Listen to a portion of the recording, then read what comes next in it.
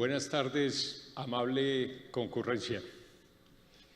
Sabemos que esta hora es difícil, no es por el tema ni por el conferencista, así es de que pongámosle buena... No, se oye bien, ¿verdad? ¿Atrás se oye bien?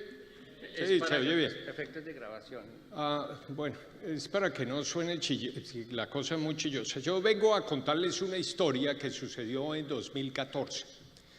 Esa historia se basa en yo diría que en un caso memorable que hizo la Sociedad Colombiana de Ingenieros y que curiosamente no hemos contado mucho, curiosamente. Esto es, la ANI, Agencia Nacional de Infraestructura, tenía una situación difícil en el año anterior, en el 2013, con la ruta Villeta-Guaduas. Para los que conocen la ruta, no hay que darles mucha explicación del tremendo problema que tenía la ANI.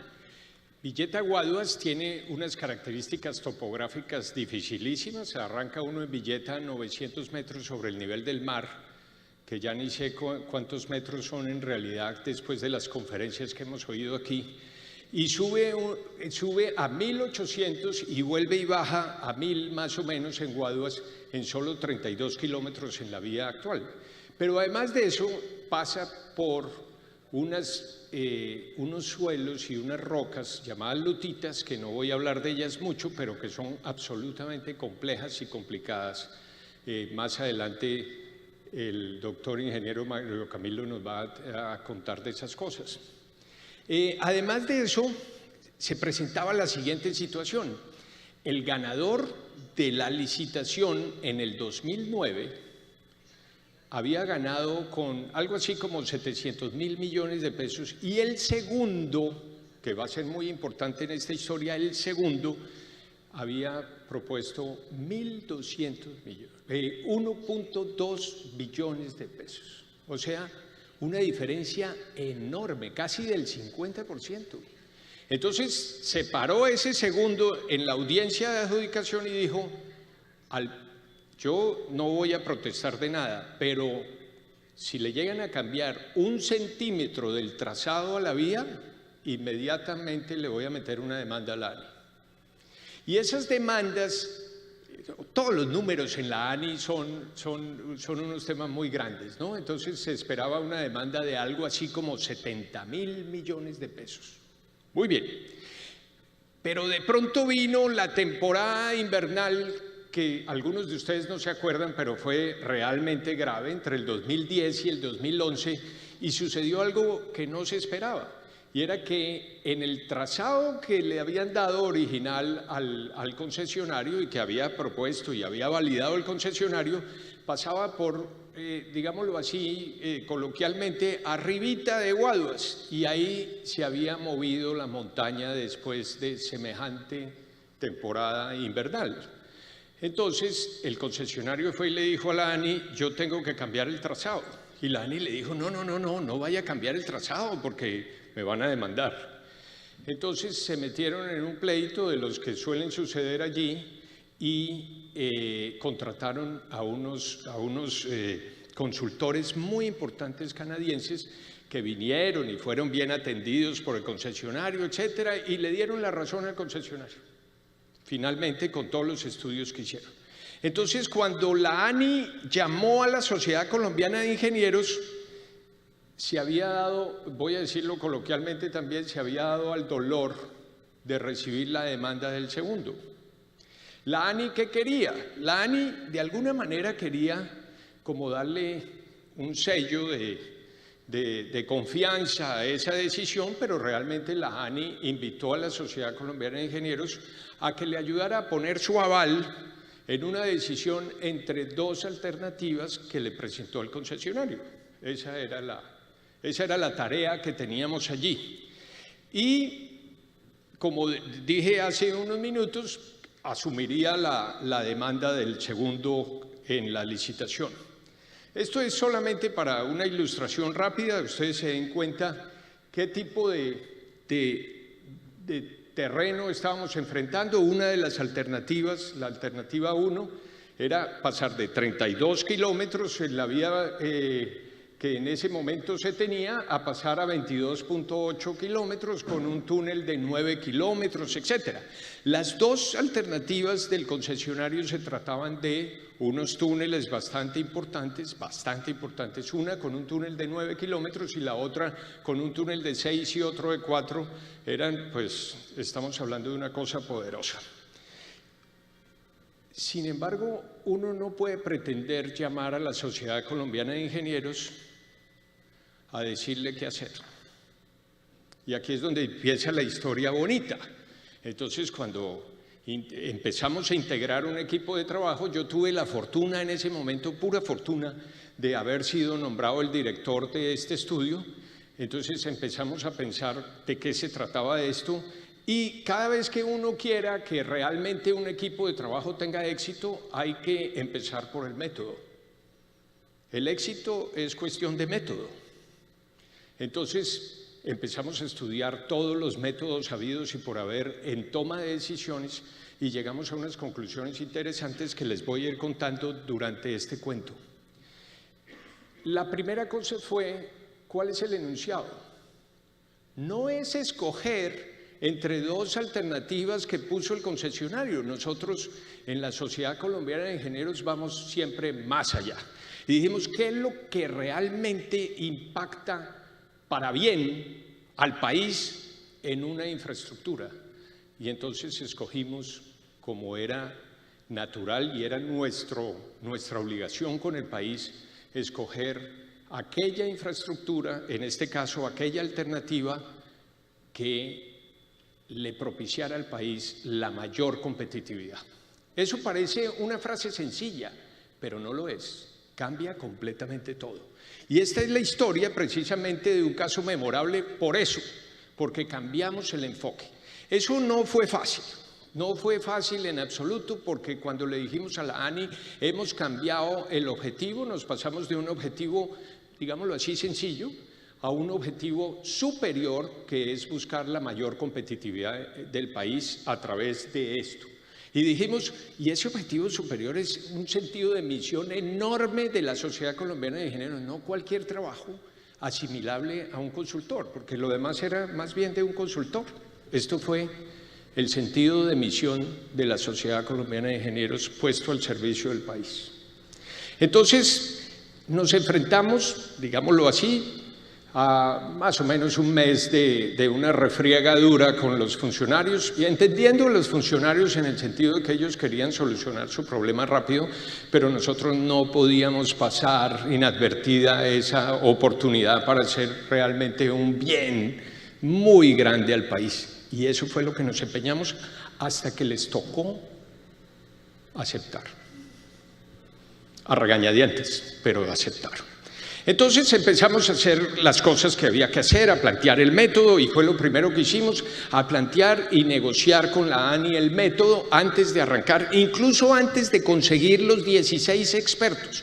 En esos 16 expertos que integraron ese equipo de trabajo estaban 6 doctorados, y el que menos tenía de los 16 experiencia en su área eran 30 años de trabajo. Era un tremendo equipo, tremendo equipo. Allí habían disciplinas desde las básicas que conocemos todos, desde topografía, hidrología, hidráulica, hidrogeología, geología, geotecnia, hasta las aplicadas como diseño geométrico de vías, obviamente puentes y viaductos, y también túneles, que era, digamos, la joya de la corona ahí. Con esos expertos empezamos a ensamblar el método. El método, pues claro, era un método multicriterio, porque no tiene, de alguna manera, no puede ser tomar una decisión simplemente por lo que cueste el proyecto o algo así. Hay que meterle multicriterio, aunque sea para la parte ambiental. Entonces siempre será multicriterio.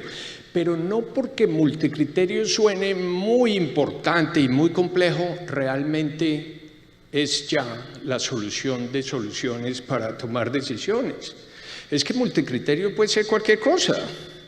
Y entonces una de las condiciones muy fuertes que tomamos, que se dice aquí fácil en una frase, pero que determinó el cambio total de este trabajo, fue que dijimos, aquí todo tiene que cuantificarse en una sola unidad, y la única unidad que teníamos disponible era dinero.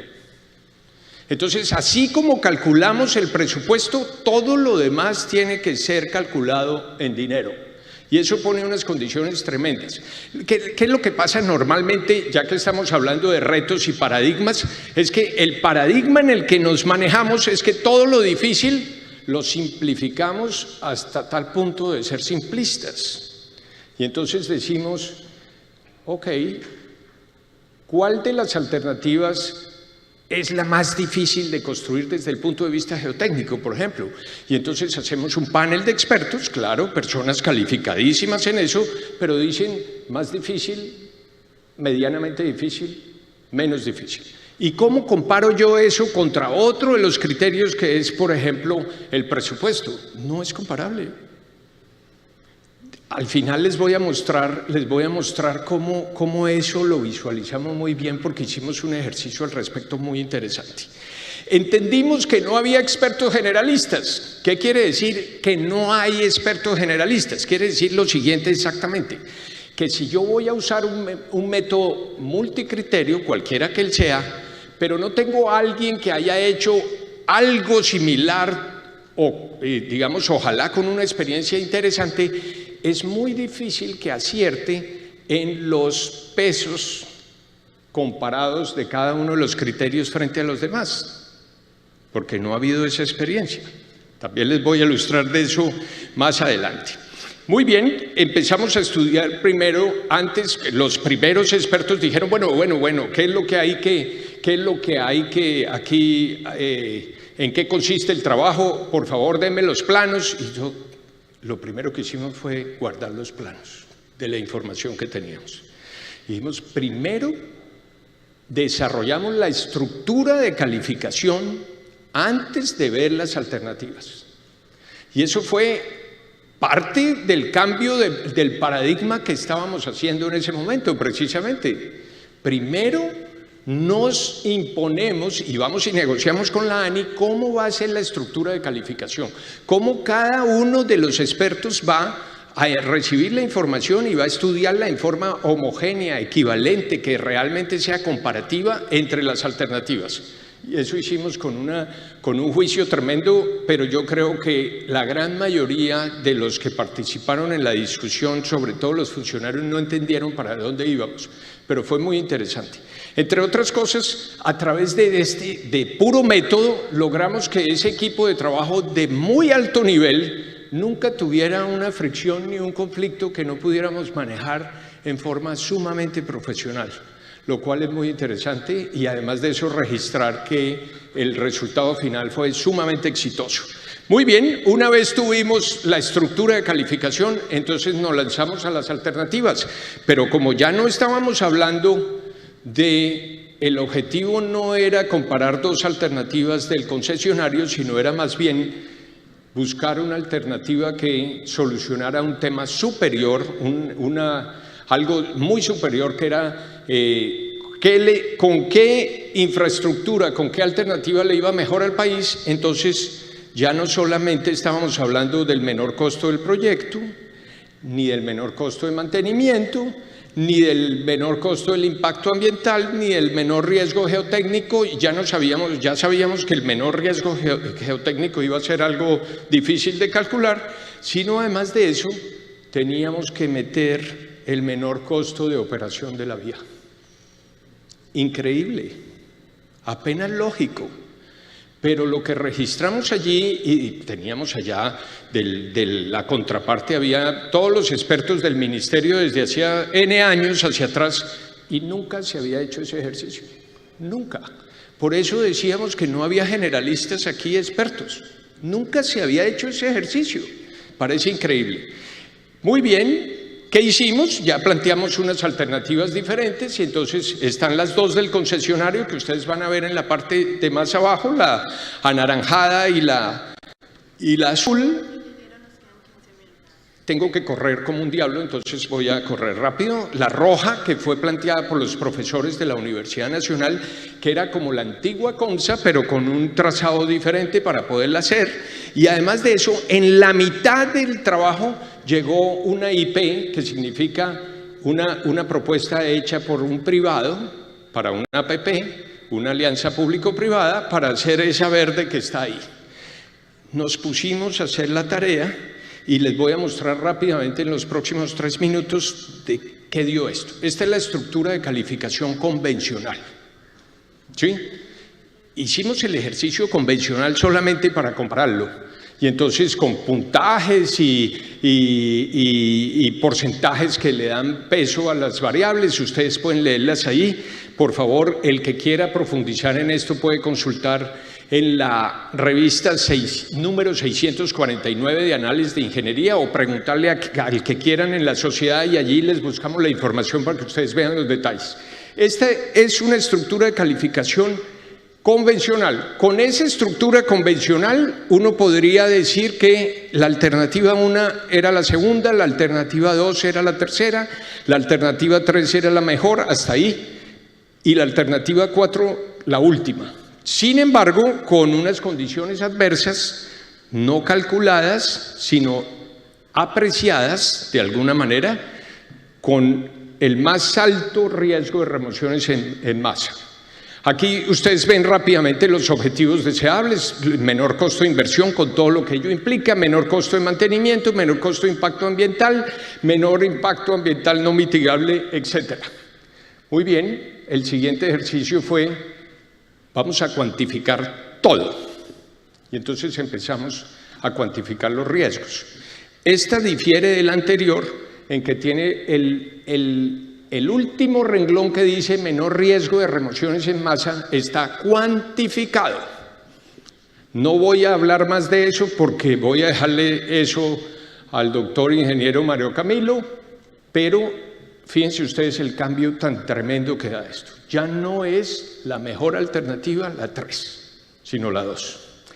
Y después de eso le metimos el objetivo superior de qué es lo que le conviene al país realmente en una infraestructura, qué es lo que aumenta su competitividad. Y ya no era ni la 3 ni la 2, ¿cierto? Que nos había dado ahí. Aquí le metimos el menor costo de operación de los vehículos, el menor costo por tiempo de viaje, el menor costo de seguridad. Y una vez metidos esos costos, fíjense ustedes qué pasó. Por lejos, la más costosa en inversión era la mejor para la competitividad del país. Y aquí nos dimos cuenta de algo que era realmente importante. Fíjense ustedes los porcentajes que hay allí de pesos específicos.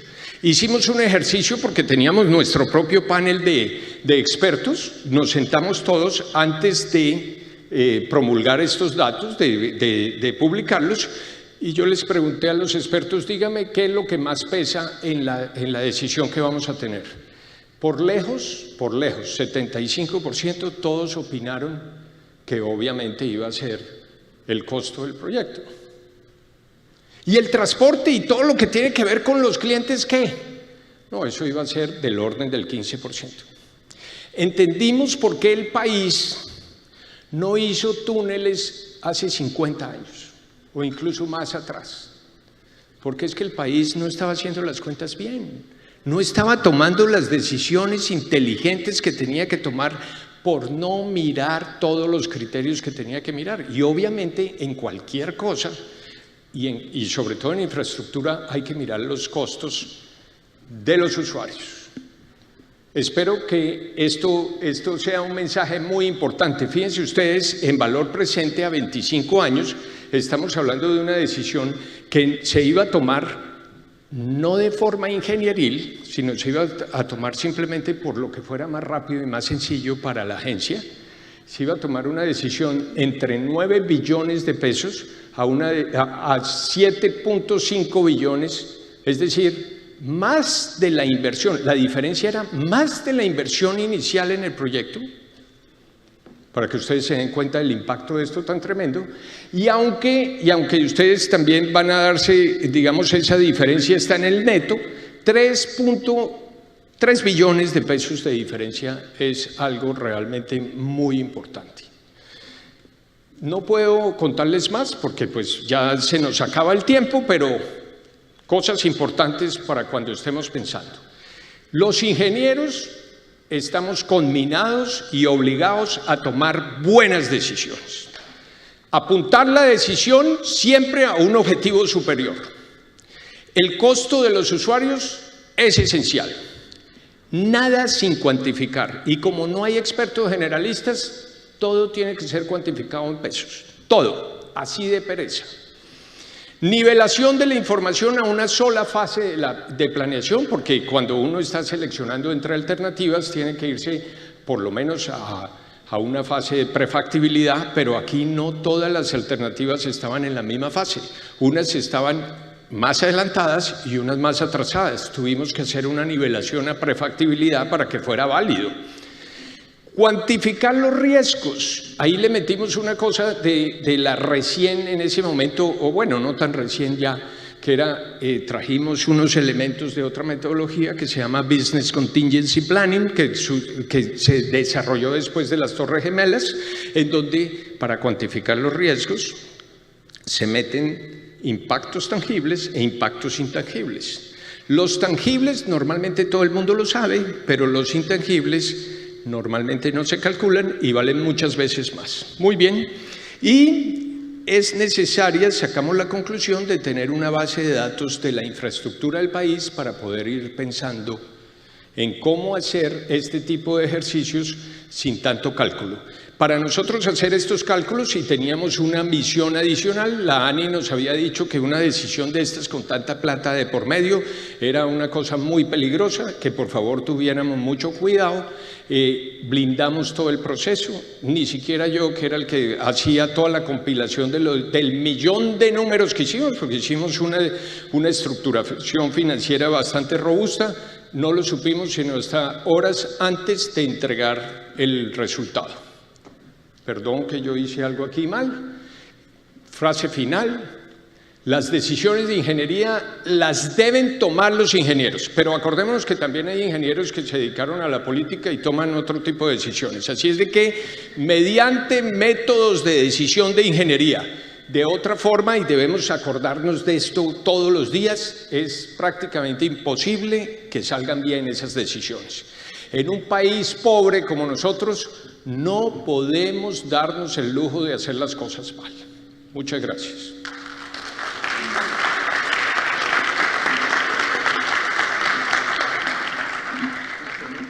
Yo voy a echar un cuento antes de que hable Mario Camilo, una anécdota final. Cuando estábamos escogiendo los expertos, me dijo la señora presidenta, ingeniera presidente en ese momento, me dijo, vaya a la Universidad Nacional y encuéntrese con el experto en geotecnia, Mario Camilo Torres, doctor ingeniero Mario Camilo. Yo fui rápidamente allá y nos sentamos en una cafetería, incluso una cosa demasiado informal, y lo saludé muy atentamente. Yo, en cambio, él un poco displicente me dijo, ¿qué quiere? ¿Qué quiere de mí? No diga que no, porque es verdad.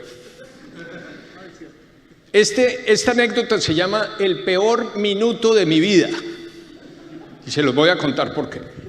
Entonces yo le dije, claro, yo estaba en ese momento con una carga de adrenalina impresionante en mi organismo y yo tenía un ánimo impresionante y le dije, mire, señor doctor ingeniero, lo que necesitamos es que usted coja cada alternativa que vamos a estudiar, la divida en tramos que usted considere desde el punto de vista geotécnico que sean iguales, similares, ¿sí?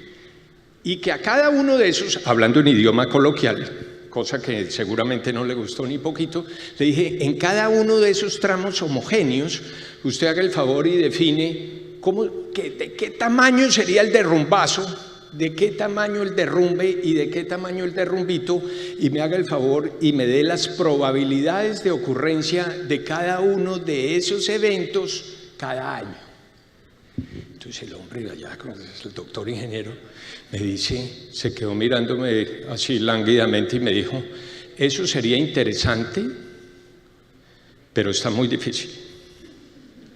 Y yo, como estaba sobrecargado de adrenalina, le respondí en automático. Le dije, si fuera fácil no necesitaríamos un doctor ingeniero. Y aquí viene el peor minuto de mi vida. El tipo se quedó callado, no así como está aquí que se luce amistoso, ¿no? Se quedó callado mirándome. Un minuto. Y yo pensé, dicho pues aquí en un idioma más o menos decente, dije, la embarré. Sí, la embarré. ¿Y ahora qué hago? Se quedó así mirándome fijamente y de pronto al minuto bajó las gafas y me dijo, no le puedo garantizar el resultado, pero le puedo garantizar mi compromiso con el resultado. Y yo quedé feliz. Gracias. Bueno, me dejó 5 minutos nomás, pero voy a comentarles un poquito en detalle cómo fue el método que tratamos de desarrollar para este reto que nos puso la Agencia Nacional de Infraestructura.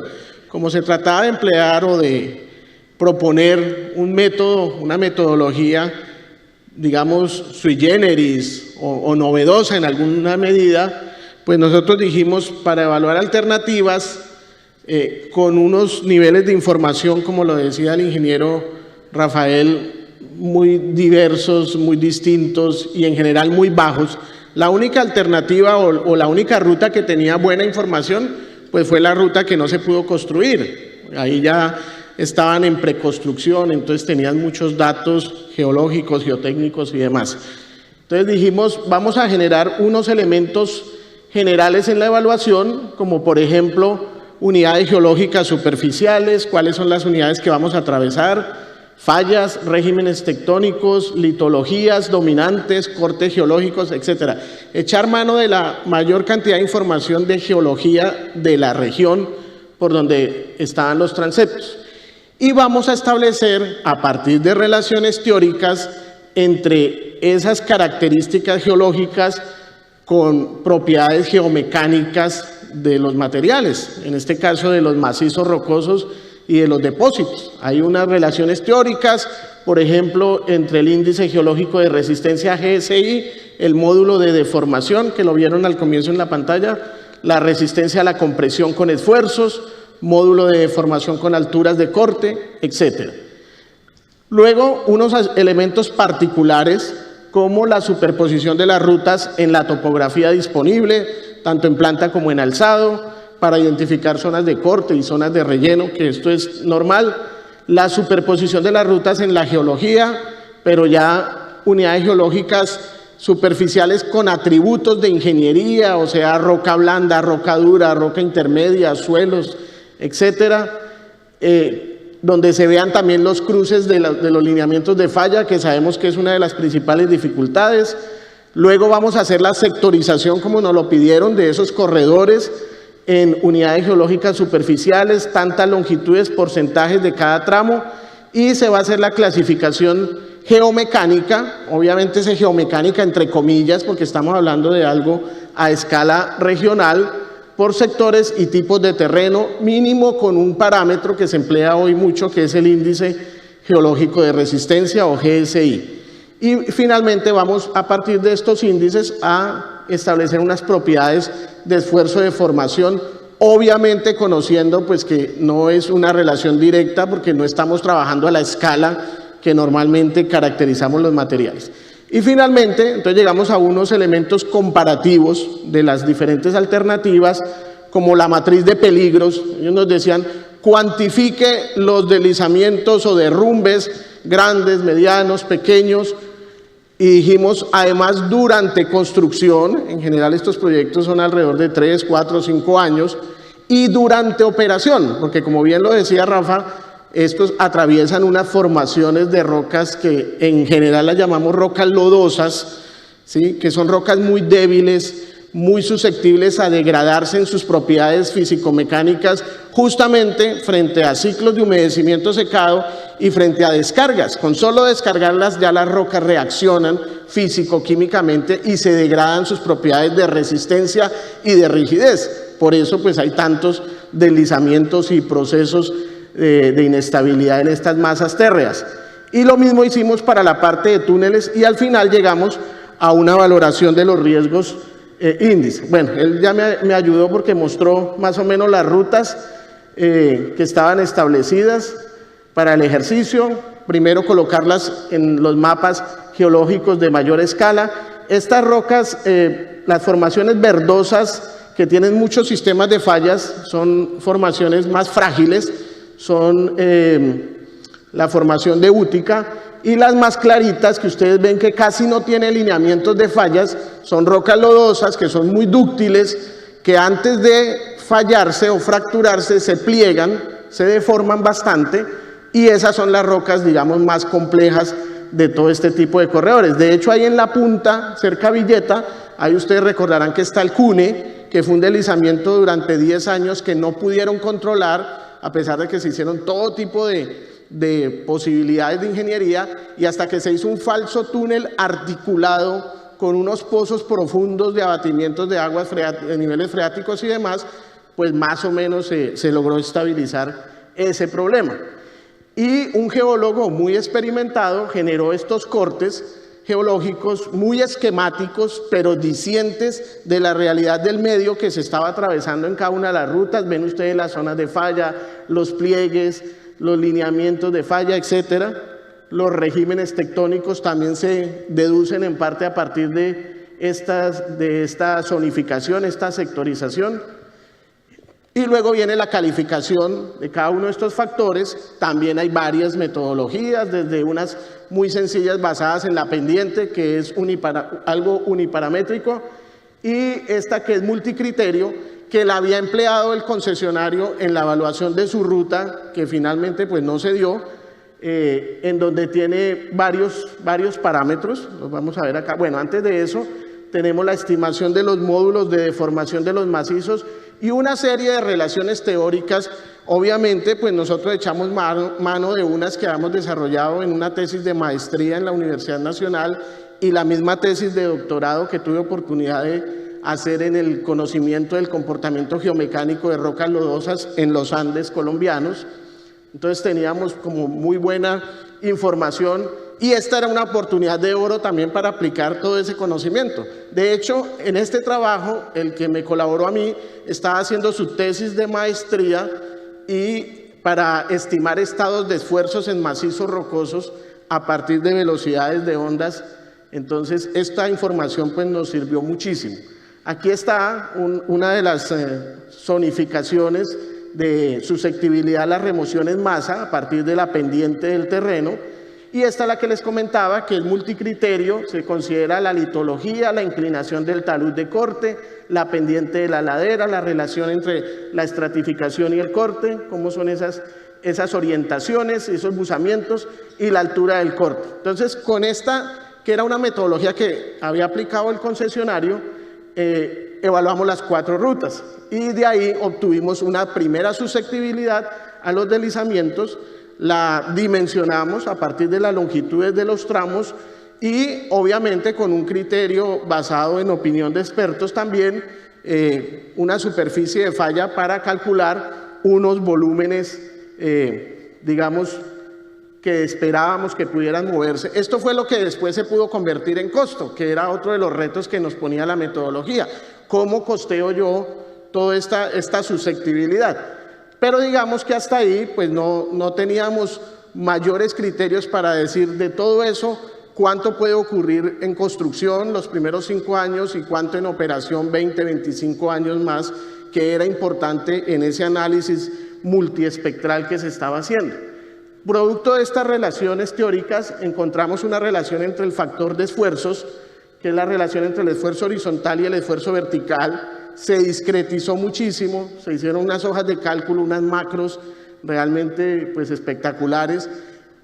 Partimos de información que se tenía de los estudios muy básicos de cada una de las alternativas y de la Universidad Nacional, que la habíamos estudiado con el geólogo Juan Montero y Ricardo Cortés del Valle, y habíamos pues ya caminado todas estas rutas. En cuanto a los estados de esfuerzos, ya teniendo una idea de cómo varía la relación de esfuerzos, asumiendo que el esfuerzo vertical es el peso propio de los materiales, calculamos el esfuerzo horizontal y con las relaciones antes mencionadas, calculamos lo que sería la resistencia a la compresión de estas masas rocosas con unos factores de reducción de propiedades y obtenemos como esa área que está ahí, que es como la energía que el material tiene de seguridad, ¿sí?, dependiendo de los esfuerzos a los que van a estar sometidas esas masas térreas. Esto nos permitió definir unos factores de seguridad frente al escenario de carga-descarga, o sea, durante construcción, y otro escenario durante operación. Y con base en esos dos escenarios y unos umbrales que se establecieron, entonces estimar justamente la susceptibilidad. Bueno, los resultados definitivos de esto los vemos acá. Lo que dice escenario 1 son las 4 rutas frente a la metodología, digamos, convencional con los 5 parámetros. El escenario 2 es durante construcción, el escenario 3 durante operación y el escenario 4 es la suma de construcción y operación. Para cada alternativa, los volúmenes removidos que se podían cuantificar. Regáleme 2 minuticos y ya termino. Aquí vemos los mismos resultados en formato lineal. Por ejemplo, vemos que el escenario 1, pues como solamente nos da la perspectiva a los 25 años para cada una de las 4 alternativas, pero la metodología que implementamos nosotros nos da el escenario 2 durante construcción y el escenario 3 durante operación, y pues vemos como inclusive en algunas de las alternativas al final es muy similar, pero ya teníamos una forma de costeo de las posibles consecuencias en términos de movimientos en masa, y no solamente eso, también en términos de estabilización. Entonces definimos unos criterios si ya sabemos que eso es susceptible a moverse, vamos a definir unos criterios de estabilización. Entonces hablamos de empradización, dependiendo de ciertos niveles de susceptibilidad, hablamos de concreto lanzado, otros posibles mecanismos y un total de área en tratamiento, porque esto también había que costearlo. O sea, al final se trataba justamente de llevar todo según la metodología del costo menor de toda esta evaluación. Entonces aquí vemos cómo las diferentes alternativas se van moviendo y esto después suma dentro de la matriz multicriterio que nos mostró Rafa, y vemos que desde el punto de vista puramente geotécnico, la mejor alternativa era la de la Universidad Nacional de Colombia, solo que no cumplía con un criterio, y ese era que el punto de origen y el punto de destino por la licencia ambiental tenían que respetarse. Entonces tenía que bajar hasta Villeta y de Villeta arrancar hacia Aguaduero, no podía ser por la parte de arriba, digamos, yendo para Útica. Entonces ese fue el criterio que hizo que nuestra alternativa quedara en segundo lugar, y la que finalmente se escogió por la ANI fue la alternativa que presentó el concesionario Sabana de Occidente, pero no las que había presentado el concesionario Vial Helios. Entonces básicamente esto fue lo que nosotros trabajamos y pues queríamos comentarlo. Y la frase de cierre, que la obtuve del mismo artículo que se escribió: solo si las decisiones en el país se toman de una forma técnica e ingenieril, como un método como el MCMC, con procesos blindados de análisis a cualquier tipo de corrupción, estaremos seguros de estar caminando hacia una mayor competitividad nacional frente al mundo, que es la gran herramienta para jalonar las grandes soluciones que requerimos, que apunten a mejorar el bienestar generalizado, la reducción de la pobreza y el cierre de la brecha de la desigualdad. Muchas gracias por su amable atención.